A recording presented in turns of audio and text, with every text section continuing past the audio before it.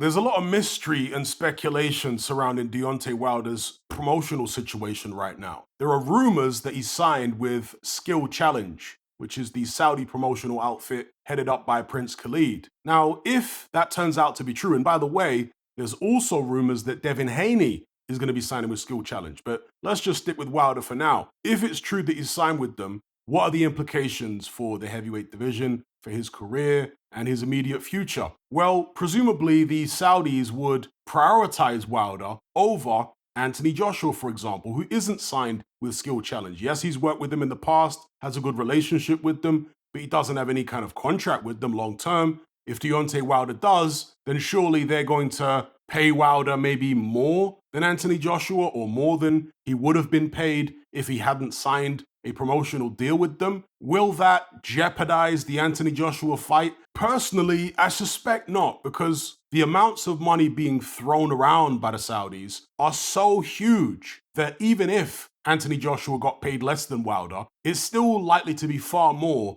than he'd get paid fighting anybody else. In which case, you still have to go through and take the fight if money is what you're focused on. In a recent interview, Eddie Hearn seemed to suggest that the issue or sticking point at the moment between Team AJ and Skill Challenge is the broadcasting rights. AJ has an exclusive worldwide broadcast deal with DAZN. If Skill Challenge are going to pay this huge site fee to Anthony Joshua and Deontay Wilder to stage the fight, obviously they're going to want to be able to choose which network it goes on, or at the very least, whoever pays the most amount gets to show the fight. Understand this is different than a purse bid for the fighters. For example, the AJ Usyk rematch. AJ and Usyk got paid a site fee by the Saudis, but there was a bidding war between various networks, and it was Sky Sports who won that bidding war and therefore got to show the fight in the UK on their box office channel. DAZN can't have been happy about that at the time, and surely they'll want this fight between Anthony Joshua and Deontay Wilder to be on their network. So that seems to be the sticking point behind the scenes, trying to sort all that out with the Saudis, trying to make the numbers work and whatnot. And to me, Eddie Hearn doesn't seem 100% confident that it will get sorted out, because he keeps talking about the possibility of the fight falling through and then turning their attention to Tyson Fury and maybe taking that fight instead. Assuming that fight is still available as an alternative, I don't think it would be the worst thing in the world if the Wilder and the Fury fights both fell through for AJ in the short term, because I'm not sure he's really ready for those guys just yet. He's in a rebuilding phase in his career at the moment, and I don't think throwing him straight back in the deep end would necessarily be a wise thing to do. Ideally, I think he needs at least 2 more fights, with each one being an incremental step up before finally jumping back in the deep end against the Wilder, a Fury, or any of the leading contenders, people like Hrgovic, Anderson, and so on.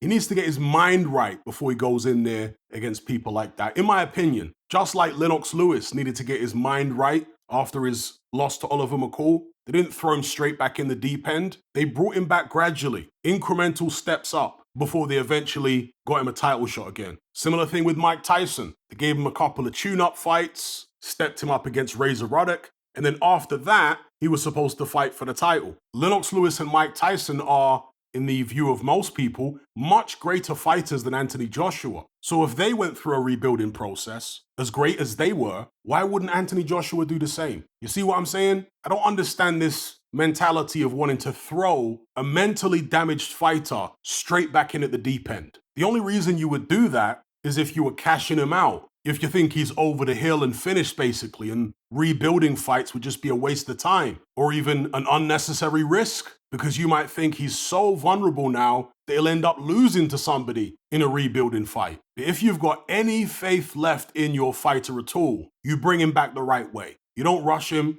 Anthony Joshua was rushed early in his career. After he lost to Ruiz, I said he should not take the rematch. He should step down a couple of levels and have some learning fights, the fights that he didn't have prior to fighting for the title for the first time. Go check the videos, they're still up. Same thing when he lost to Usyk. I said he should not take the rematch, he should step down a couple levels and learn his trade. That way, when he eventually steps back up to world level, he'll be more ready. Doesn't mean he's going to be successful, but he'll have a better chance. This is why at least some of AJ's team are keen on having a fight in August before going in to the fight with Deontay Wilder. But it remains to be seen whether they get that fight. But getting back to Deontay Wilder, obviously he doesn't have to worry about networks or anything like this because as far as I'm aware at least, he doesn't have a network deal. So he can fight wherever he wants to fight. I think he's still advised by Al Heyman, but to my knowledge, he's no longer contractually attached to PBC. Although this talk of him fighting Andy Ruiz in the summer might suggest otherwise. Does he have one fight left with them? Are they insisting that he fights Ruiz before he leaves so they can get one last payday off him against a fellow PBC fighter? And it might be the last time Ruiz fights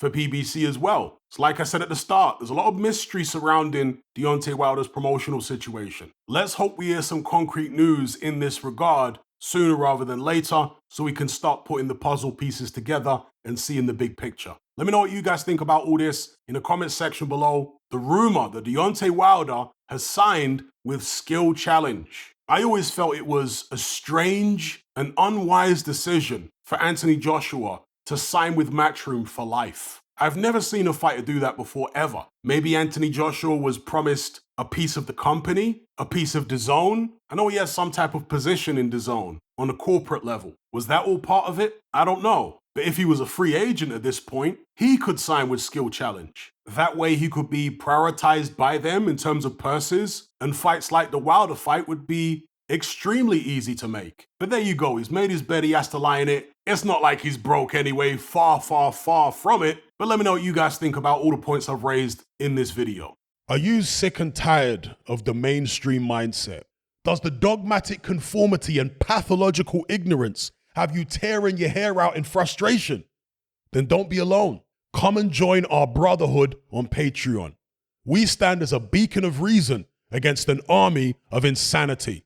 You'll gain access to my weekly topical podcast where we take more deep dives than Jacques Cousteau on an endless variety of subjects.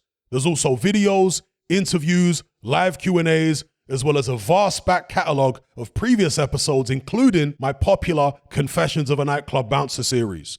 You can listen via the Patreon app or download in high-quality MP3. Connect with myself and hundreds of other members in our Element chat group. There's no contract, no commitment, you can cancel at any time, and it's cheaper than a Mickey D's McMuffin.